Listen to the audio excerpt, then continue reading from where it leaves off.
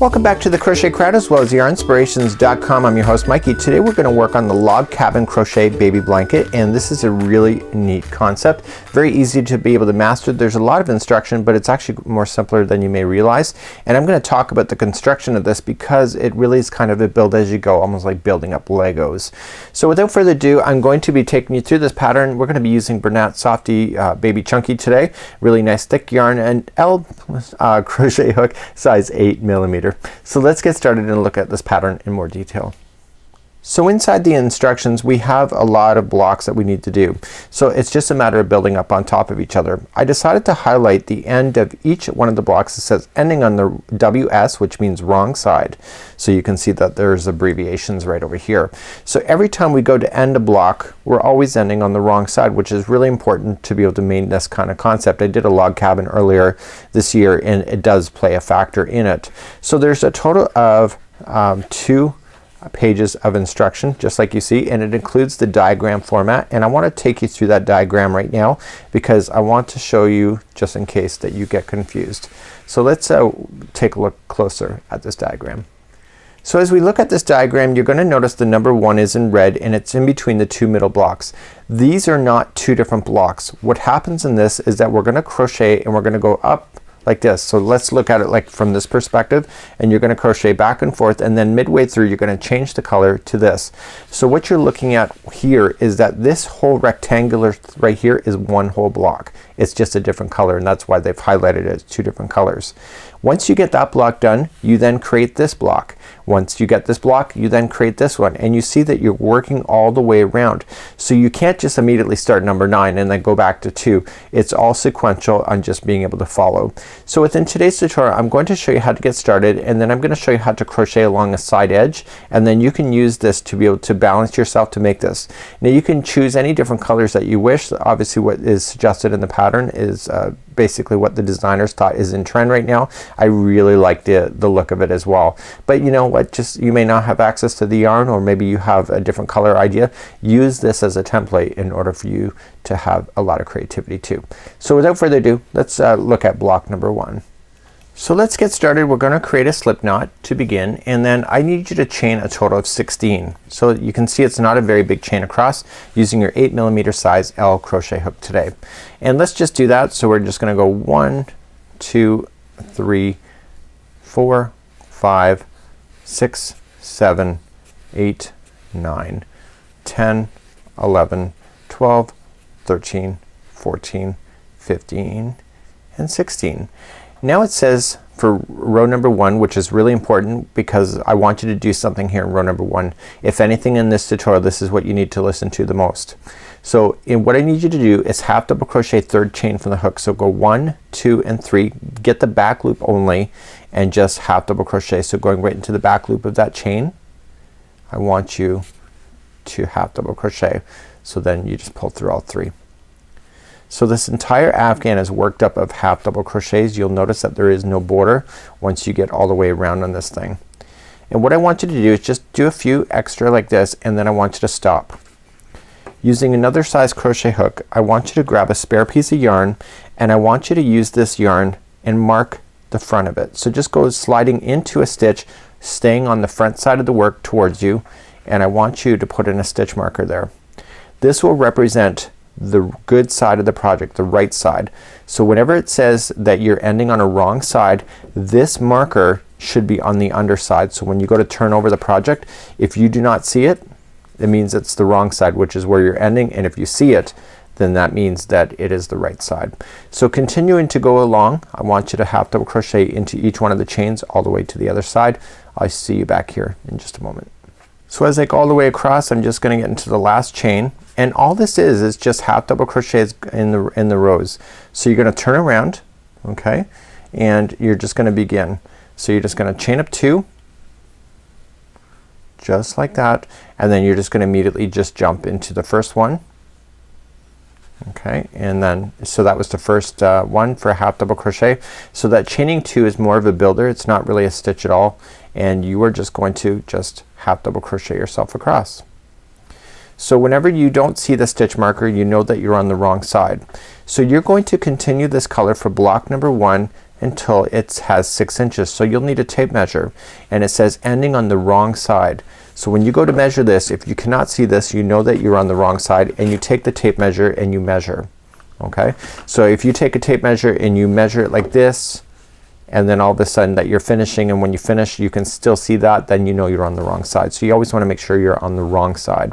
So what I'm going to ask you to do is just continue along till you get 6 inches of just these rows, and then I'll be back, and then I'm going to show you to change color, because this is the middle rectangular block, and we'll get that done, and then I'll show you how to work yourself along the side of a block in order to continue all of these kind of fun things.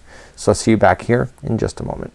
So a few minutes I left you, and I was telling you to get to your 6 inches, which I have, and I can tell I'm at 6 inches as well, because not only because I measured, but see this? The stitch marker is on the back side of this, so I'm looking at the wrong side of the project. So it says end on the wrong side row, which is where I am. Okay, so if that stitch marker was up on facing me right now, if it was like this and I was ending here, you can see it here. This is the right side of the project, so you have to end on the wrong side. So once you just finish this yarn off, this is block number 1, but this is not the completion of block number 1. We're going to do another 6 inches of a different color attaching. So let's turn our project back now to the right side, and we're gonna start right over here. So let's grab our new yarn. Colors that we're going to do, again, Softee Chunky is the yarn of choice today, and we're going to get started with that next. So let's start our new color, and I'm just gonna create a slip knot just for extra security, and I'm going to start right where I ended. Okay, so that's where this is, and this is the yarn being fed through, and I'm on the right side of the project right now. You can see that. Okay, so whenever we go to start a new block, you should be on the right side of the project with this facing up. So just keep an eye out for that. So let's just join it with the slip stitch and then chain 2, and then we continue then to do your half double crochets across. So just hide in your loose ends as you go, so just put them over top, and then just half double crochet into each stitch going all the way across. So you're gonna go another 6 inches then of this color, and what side are you going to finish off of? If you said the wrong side, the WS side, you were right. So go another 6 inches of this color, and then you're gonna fasten off. So I'm not gonna take you through the entire afghan today. I'm only taking you enough so that you can understand how to do this pattern, and then I'm gonna show you how to then crochet up along the side, because you'll eventually have to learn how to do that too. So I will see you back here when 6 inches of this color is complete. So now I'm done block number 2. Now block number 2, you have to finish on the wrong side. So look where that stitch marker is. See, this is the right side of the project. So that gives me an indication that I'm finishing on the wrong side of the project. Okay, so you want to do that when weave in your ends. So now it's time to move up to block number 2. So this was the middle block. So we're gonna turn it back so we can see the right side of the project again. And now block number 2, we're now gonna move along an edge. So in all the other blocks now, what's gonna happen is that you're always gonna be working with partial of one side and then a side that's normal. So what we have to do is that we have to teach ourselves to be able to crochet along the side. So let's start that with block number 2. So we're gonna create a slip knot to begin, and we're gonna come up on the side here. Okay, right where we finished off. This is the side that we finished off. So we're gonna come to the other side, which is the right side of the project. Just look for this, and you're gonna come right up into a corner, and you're going to attach it with the slip knot and chain 2. 1 and 2 coming into the same stitch, because that first chain 2 is just a builder. So now what you're gonna do is you're gonna work your way across. So I'm just moving my work here behind me, and it says that there's 27 half double crochets along this edge. So that was just one that I put in. So you can just kind of eye it up as you go along on the outside here, and just gonna put in 27. So just continue to go. If you start seeing your project buckle, then you know that you got too many stitches in. But what I would do is get in the habit of looking at the project and saying, okay, you know what, I'm going in between a row here, and then this one I'll go here, and just make it look really good. Okay, so don't rush the process of going across, but don't slow it down to the point where you're gonna have too many stitches in there too. So you want a total of 27 in this, and each one of the rows that you're going to start on, it's always gonna give you a count to give you accuracy to get it to lay down. You'll see that when it's hanging over on the child's crib, it's not buckling at all, so that means that the stitch counts are proper. So now we're just gonna continue along the side here, and we're gonna get our 27 in. So all the other blocks, see, I'm rushing, I was going too slow here. So what's gonna happen on all the other blocks is that you're gonna work along the side, and then eventually you'll pick up on one of these that is normal. So really kind of it's just a matter of getting used to working on it, I guess, on the side.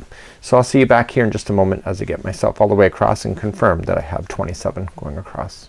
So I'm all the way across. I got 27. Just for as a full disclaimer, it took me 2 tries to get that 27 to make sure that they were equally spaced. Again, I'm learning as I go when I do some of these tutorials, and today is a great example of that.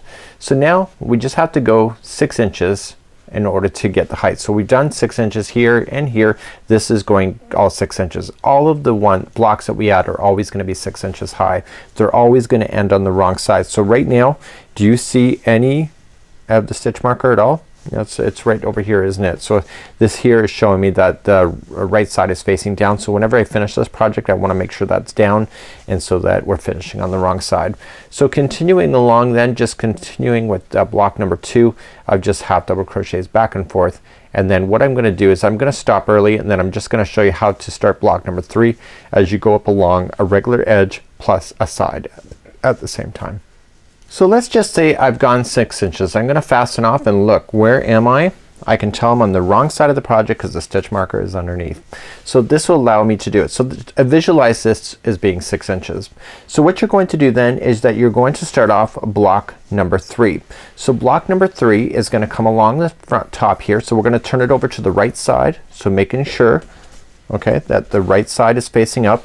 And then what you're gonna do is that you're going to attach, and then you're going to go along these stitches, plus then when you hit the side of these you have to get a certain amount of count. So for block number 3 it says work 27 stitches all the way across. So you're thinking to yourself, well, you just did 27 here. Why is there 27 here? Remember, you got 2 blocks here. So that gives you 27. So each one of these blocks are 6 inches. So 27 in the first few layers is gonna be the magic number. You just have to look at the pattern for that. So you'll attach and you'll go into each one of the stitches that are here, and then you'll just make sure that you equally space the ones.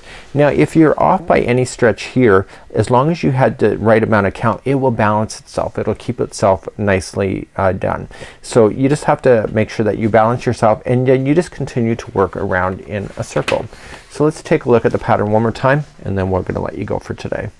So as you continue along, this is block number 2 that we were kind of working on. You get it 6 inches, and then you attach the third one here, the fourth. So see, you just keep attaching as you go, and you keep working your way out in a big spiral just like this. So each one of these have a depth of 6 inches, which makes it quite easy to be able to master. Each block will get more and more longer for you, so it'll take a little bit longer each time that you complete a block, but once you get this done, it's actually really quite amazing in order for you to do it. So just remember that you always have to have something done that's already in the previous section before you can carry on, and with that, that's what you have for the log cabin.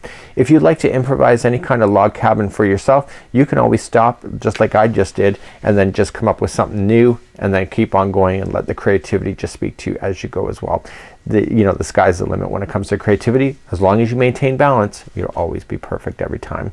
So until next time, this is the Baby Blanket Log Cabin by Yarnspirations.com. I'm your host Mikey. Have a fabulous day. We'll see you again real soon. Bye bye.